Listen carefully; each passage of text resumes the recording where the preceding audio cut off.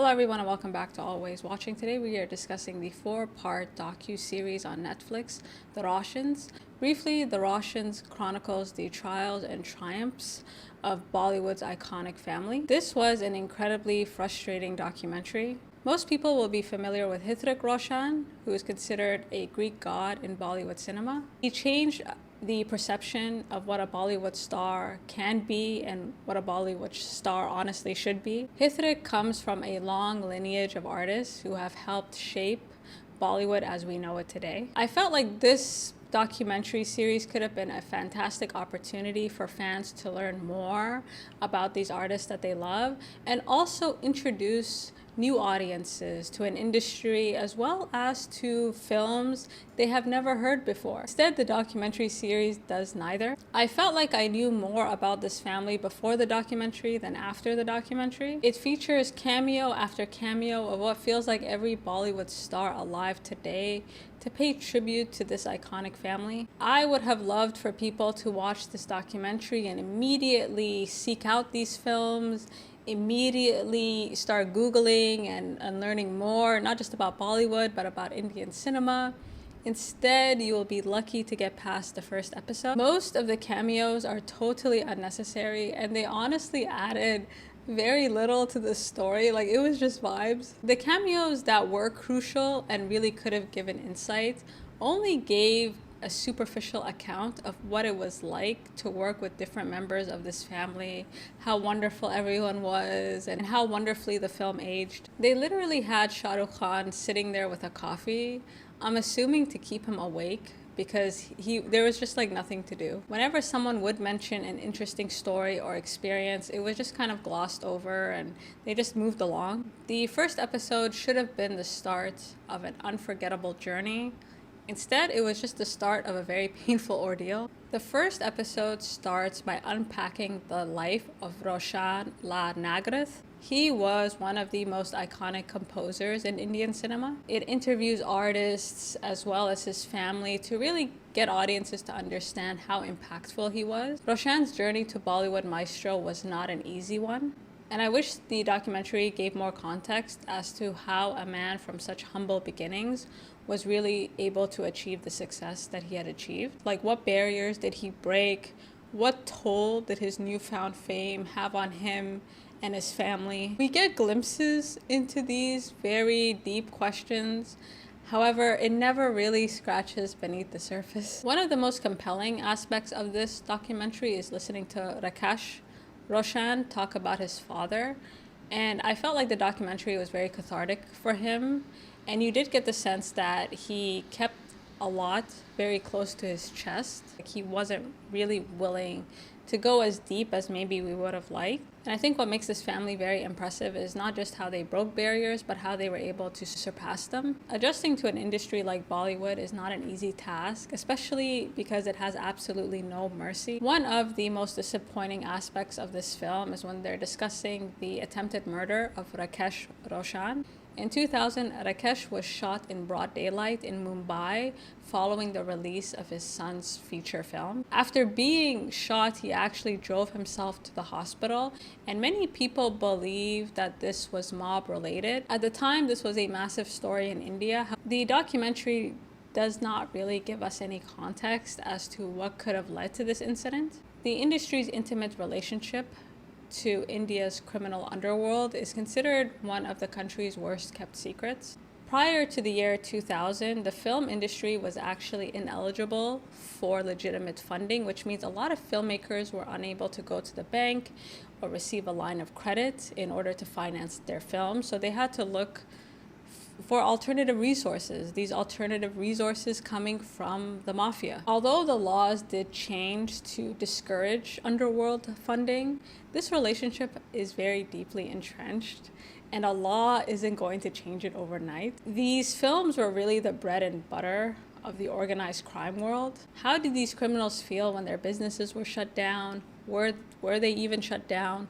And I wish the documentary gave more insight into this history about Bollywood and tried to get us to understand the relationship between filmmaker and financer and how this type of relationship could have led to an incident like what happened with Rakesh. I also really wish the documentary gave us more insight into how the industry has evolved and changed. Like, how did these new laws affect future projects, and how were these actors and artists able to adjust themselves in order to keep up. Now, the episode I was waiting for was the last one regarding Hrithik Roshan, and he is interviewed in the documentary, and he tries his best to give us some information, and I really wish the documentary just focused on the family or interviewed people that could give us more insight into the relationship between different members of this family. And he seems like such a sweet, handsome man, and I really wish that we learned more about him by the end of this documentary. One of the most jarring moments in this documentary is when they are discussing Hrithik's near fatal accident. During a shoot in Singapore, his harness broke and he fell like 50 feet to the ground. And shortly afterwards, he actually just started shooting again. And I really wish the documentary explained how something like that was possible. Hrithik is describing it in the documentary, and he seems quite traumatized by it. Like he kind of remembers it and then he moves on. I know that Bollywood shoots twice as many movies as Hollywood. And so it does seem inevitable that something like this could happen. And I would have liked to know what safeguards were taken to make sure this never happens again. Has this happened before? Like, what kind of risks has he taken shooting these films? Like there's a moment with Shah Rukh Khan when he is discussing one of his stunts, and he's wearing like a jacket and it's set on fire. And of course it's, very organized, but it looked like the way he was describing this particular scene and the way it was shot, I could tell that he was stressed. So I just had a lot of questions regarding safety on these sets, the pressure to actually pump out these movies as quickly as possible, and what that does to your mindset. What does that do to your body? In terms of Hrithik, he does give us some insight in terms of this pressure he had, not only to make it, but to take care of his family as well. He mentions how his mother had informed him that their house was mortgaged, their car was on loan, and so there was a lot of pressure on him to become financially successful, but it's never really explained how the family fell into financial hardship. And from the way Hrithik talks about it, you can tell that this newfound fame, took an enormous toll on him, especially maybe psychologically. For those of you unfamiliar with Hrithik, which would be a shame, he was massive. Like, I can't even stress to you how massive of a star he was. And so I wonder what that does to you, especially, you look at someone like that and you think, wow, their lives must be a fairy tale, and behind the scenes you realize they're dealing with all these issues and financial hardships. And I really wish the movie was able to crack that surface and get us to understand this time period in his life where he was on top of the world, but he felt like nothing. And I feel like the cameos definitely could have helped. A lot of the actors interviewed mentioned how Hrithik was the reason they wanted to become actors, but they never really explained how they modeled their careers after him. Before Hrithik, people just did not look like him, and he set very unrealistic expectations for what a star should look like, because he was just very handsome and tall, and he was just everything you would want a star to be. Like, people would honestly, I'm not even gonna lie, this isn't a great documentary, but if you're trying to creep, if you're a fan, then honestly just watch it, because he does talk for a long period of time and they have a lot of access to this family, even though we don't really learn all that much about them. And I think because this is a deeply personal documentary, I understand why the family maybe doesn't want to open up completely. However, they don't open up at all.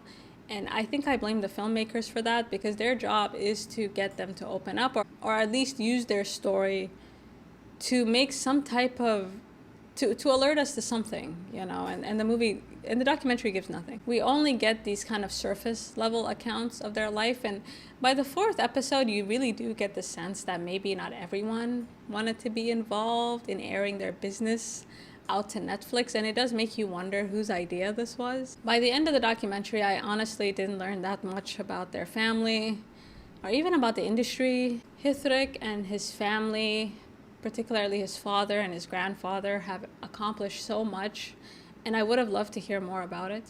Like, how has the industry changed for the better or the worse? What kind of challenges lie ahead, especially now that there is this push to make Bollywood a part of the whole? When it comes to Indian cinema, I mean, it goes beyond Bollywood. Like, there's so many languages, there's so many different stories to tell. And I think this documentary would have been a really fantastic opportunity to use this family story to show how a lot of the differences within India, especially within all these industries, can be bridged. Because their films really did unify a culture, a people, and it would have been wonderful for the documentary to give us insight into how this can continue.